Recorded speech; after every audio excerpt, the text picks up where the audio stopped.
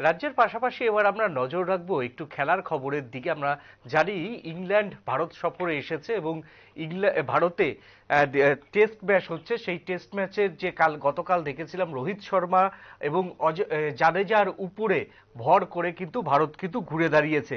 আজকে সকালেও রবীন্দ্রচন্দ্র অশ্বিন তিনি দুরন্ত শুরু করেছেন এবং তার ব্যাটের উপর ভর করে ইতিমধ্যেই ভারত কিন্তু রাহানের পাহাড়ের দিকে আস্তে আস্তে এগিয়ে যাচ্ছে। এই মুহূর্তে সর্বশেষ পরিস্থিতি কি এবং ভারত কোন পজিশনে দাঁড়িয়ে, তা নিয়েই আমরা কথা বলে নেব আমাদের ক্রীড়া প্রতিনিধি বিপ্লব চন্দ্রের সঙ্গে। বিপ্লব দা, শুনতে পাচ্ছ? হ্যাঁ, শুনতে পাচ্ছি। বিপ্লব দা, সর্বশেষ পরিস্থিতি কি সেটা যদি একবার দর্শকদের তুমি জানাও। দেখো, গতকালকে প্রথম দিন ছিল ভারত এবং ইংল্যান্ডের মধ্যে তৃতীয় টেস্টের প্রথম দিনে। তৃতীয় টেস্টের প্রথম দিনে শুরুতে যখন ভারতীয় দল ধাক্কা খায় এবং সেখানে কিন্তু টাল সামলে নিয়েছিল ভারতীয় অধিনায়ক রোহিত শর্মা এবং রবীন্দ্র জাদেজা, এবং সেই জুটির কারণে ভারতীয় দল প্রথম দিনে 326 রানে 5 উইকেট দিয়ে শেষ করেছিল। একটা আশা ছিল, যদিও সেই সময় উইকেটে ছিল রবীন্দ্র জাদেজা অপরাজিত, যে রবীন্দ্র জাদেজা একটা ভালো ইনিংস খেলতে পারবে, 110 রানে অপরাজিত ছিল।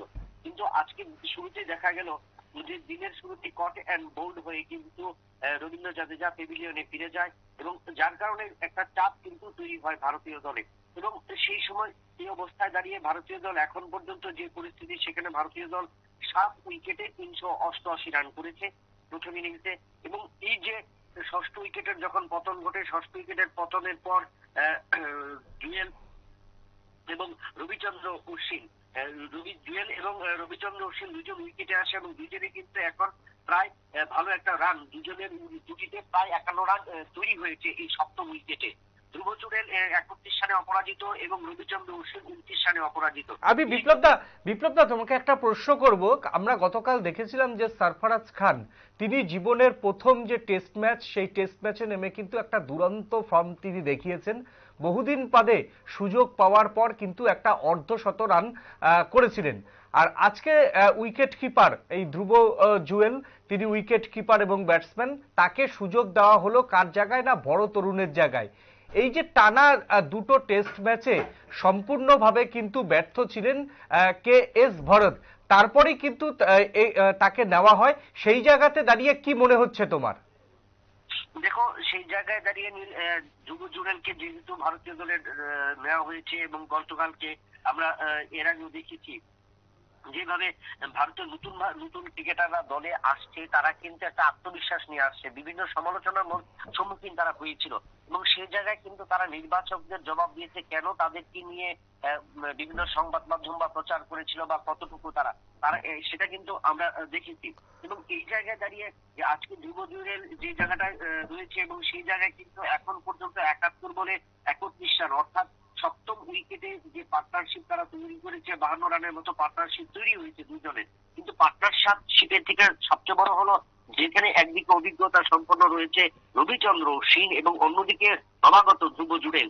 এবং কিন্তু এতে বোঝা যায় যে দুজনের মধ্যে যে একটা কম্বিনেশন তৈরি হয়েছে, এই কম্বিনেশনটা যদি ধরে রাখতে পারে তাহলে কিন্তু ভালো একটা জায়গায় যাবে। এবং তার পাশাপাশি তুমি যে কথাটা বলেছো যে এর আগে সরফরাজ খান বিভিন্ন সময় কেন দলে আসছিল সেটা নিয়ে বিভিন্ন ভাবে কিন্তু সমালোচিত হয়েছিল।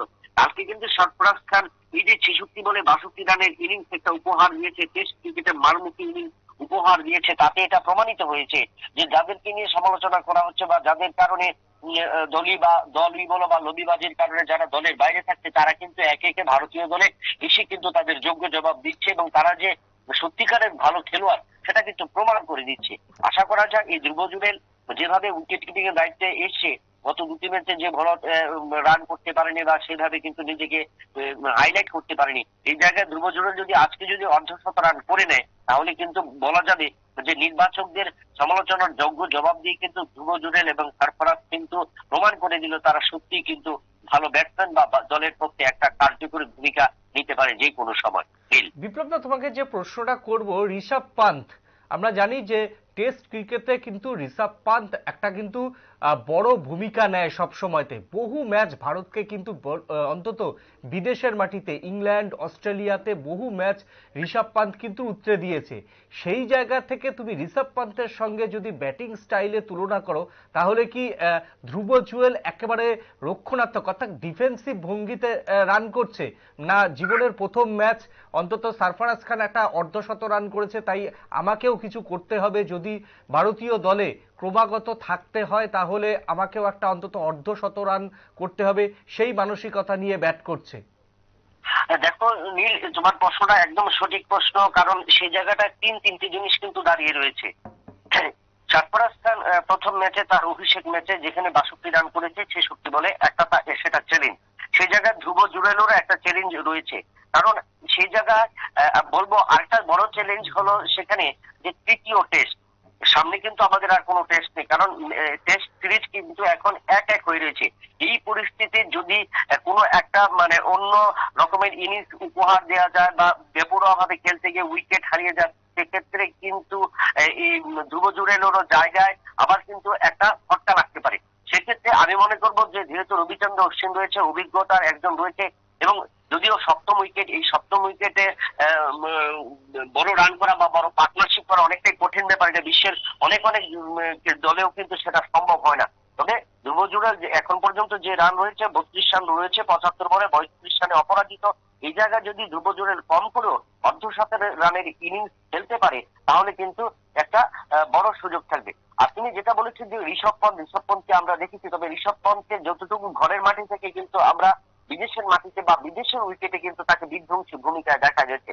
যদিও তোমাকে একটা শেষ প্রশ্ন করব, যে বুড়ো হারে বিগত দুটি ম্যাচে কিন্তু ভেলকে দেখিয়েছিলেন জিমি অ্যান্ডারসন, এবং অ্যান্ডারসনের যে সুইং, সেই সুইংয়ে কিন্তু ভারতের প্রথম সারির ক্রিকেটাররা সবাই নাজেহাল রয়েছে। আজকের যে পিচ সেটা দেখে মনে হচ্ছে অনেকটা পাটা পিচ, এবং সেখানে স্পিন সহায়ক উইকেট হতে পারে 3 দিনের পর। সেই জায়গা থেকে সকালবেলা জিমি অ্যান্ডারসনকে কিরকম মনে হচ্ছে? দেখো জিমি অ্যান্ডারসন অবশ্যই তুমি যে কথাটা বলেছো, কারণ টার্ন উইকেট যে উইকেট রয়েছে এগুলো টার্ন করবে।